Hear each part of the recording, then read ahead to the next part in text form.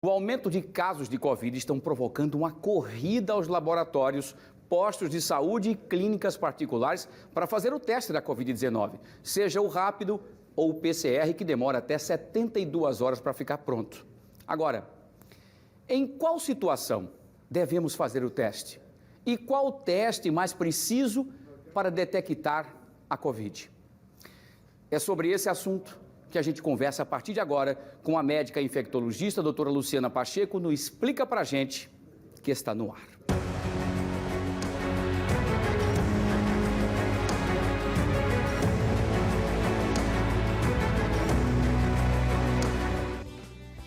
Pois é, essa gripe, junto também com o aumento do número de casos de Covid, tem feito com que as pessoas, uma corrida bastante elevada de pessoas correndo para as clínicas particulares, para os planos, para as farmácias, para tentar saber se detectar se estão com a gripe, estão com a influenza ou se estão com a Covid-19. Mas qual teste é o mais confiável? Qual que você deve ser, inclusive, recomendado? Vamos saber, então, sobre tudo isso, porque a gente não entende. A gente trouxe aqui a doutora Luciana Pacheco, mais uma vez. Boa tarde, doutora Luciana. Boa segunda-feira, para falarmos mais uma vez desse crescimento que tem nos assustado, inclusive a Covid voltando agora, de mãos dadas, em parceria com essa gripe, que talvez seja a influenza. E aí as pessoas têm corrido para os laboratórios, têm corrido para as farmácias. O que fazer? Quanto tempo? Explique para a gente, doutora Luciana, quanto tempo a gente deve correr para fazer o teste? Se fizer o teste porque sentiu o sintoma hoje, vale a pena, não vale? Queria que a senhora explicasse um pouquinho para a gente sobre isso. Boa tarde, seja bem-vinda. Boa tarde, Wilson. Boa tarde a todos os telespectadores. Nós estamos vendo um grande aumento de casos, né? Muita gente infectada, muita gente com sintomas gripais. E aí, se a pessoa apresenta um sintoma gripal, a gente precisa, de fato, detectar se está com Covid ou se está com outra doença respiratória. Então, a gente precisa saber se é Covid, porque depois de algum tempo a doença pode ter uma evolução mais agravada, que na maior parte dos casos acontece de uma forma benigna, mas pode agravar, principalmente nas pessoas idosas, nas pessoas com comorbidades, né, diabetes, hipertenso, pessoas com doenças cardíacas e nos imunossuprimidos. Então, nesses casos, a doença pode evoluir de uma forma diferente do habitual, com um agravamento, com falta de ar, uma persistência de febre. Mas para detectar a doença, é preciso, o exame ideal é o teste, aquele teste do SWAB, que se coleta no nariz, na boca. Hoje é mais comum se coletar no nariz, coloca aquele SWAB nasal, nas duas narinas, e coleta aquela secreção dali, e então detecta ou não, positivo ou não, né, o vírus. O que a gente chama de padrão ouro é o PCR, é o RT-PCR. Ele vai detectar uma parte do vírus, né, e a gente vai conseguir, de fato, o laboratório consegue confirmar se a pessoa tem. O tempo ideal para esse teste, para ele ser coletado, vai aí em torno até do primeiro momento que a pessoa tem sintomas, mas principalmente do terceiro ao sétimo dia, o ideal aí nesse período que a pessoa tenha sintomas. Quanto mais cedo, melhor, porque a pessoa já precisa ficar isolada. Aliás, todo mundo com sintomas gripais precisa ficar isolado, que é para não transmitir nem a Covid, nem a influenza, nem outra doença respiratória através das secreções, através da fala, do espirro, da proximidade.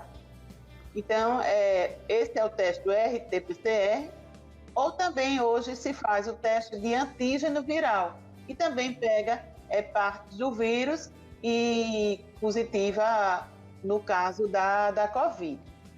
Existem testes, Wilson, para investigar a influenza, mas não é muito fácil no serviço público conseguir esse teste. Alguns laboratórios privados fazem e aí consegue saber se é influenza A, se é influenza B, se é H1N1, principalmente H3N2 é menos comum encontrar nesses que a gente chama painel viral, mas na rede pública é muito mais difícil. Então, se a pessoa tem sintomas e a pessoa não tem plano de saúde, por exemplo, como é a maioria da nossa população, né? a pessoa precisa se dirigir a uma unidade de saúde, a UPA, a unidade que está acostumada a ser atendida. Em Maceió, as UPAs estão fazendo esses testes. Eu vi o secretário de Saúde falar que ia abrir algumas unidades gripais, como quando a Covid explodiu, né, como essas unidades foram criadas, mas eu não sei se elas já estão funcionando. Eu posso até procurar saber e depois repasso essa informação para você anunciar aí na TV. Mas é preciso, de fato, que as pessoas procurem saber se estão infectadas. Perfeito, doutora. Excelentes suas informações. Vamos trazer agora a pergunta dos nossos telespectadores que querem participar com a doutora Luciana Pacheco para tirar a dúvida. É a Maria Tereza que faz a pergunta para a senhora, doutora Luciana. A Maria Tereza, ela é da Ponta Grossa e ela pergunta o seguinte: doutora Luciana, se eu fizer o teste para a Covid no segundo dia de sintomas, pode causar falso negativo? O ideal, como eu falei, Tereza, naquele tempo, o ideal é de maior oportunidade do vírus dar positivo, que é entre o 3º e o 7º dia. De uma maneira geral, a gente faz entre o 4º e o 5º dia. Então, por isso, porque no comecinho ele pode dar negativo. Principalmente agora, com as pessoas mais vacinadas, a excreção do vírus, ou seja, o vírus na nossa faringe, no nosso nariz, ele é menos intenso. Porque muita gente já está vacinada, então a vacina causa, ela não é incapaz de transmitir, que a pessoa transmita, né? Mas a gente vai ter uns sintomas mais leves. Então, nesse caso, como essa excreção do vírus pode ser menor, a carga viral pode ser menor por conta da vacina, essa detecção pode também ser menor nos primeiros dias. Então, o ideal é que a gente faça aí entre o 3º e o 7º dia, de preferência 4º e 5º dia. Mas também pode dar positivo. Isso não significa também falsidade no exame. Todo exame positivo para a Covid, a gente tem que acreditar que está com a doença.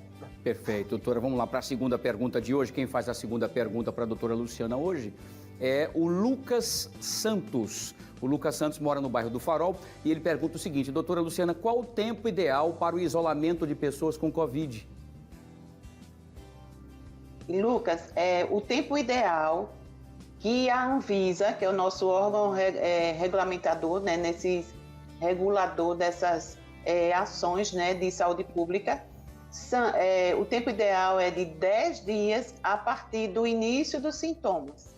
Se a pessoa não tem sintomas, então a pessoa adoece hoje, segunda-feira, ela só vai ficar livre do isolamento contando 10 dias desse primeiro dia que é hoje. Então são 10 dias. Já existem alguns estudos e alguma mudança nesse tempo de isolamento. Por exemplo, nos Estados Unidos, eles já mudaram aí as normas, mas a Anvisa não se pronunciou ainda a esse respeito.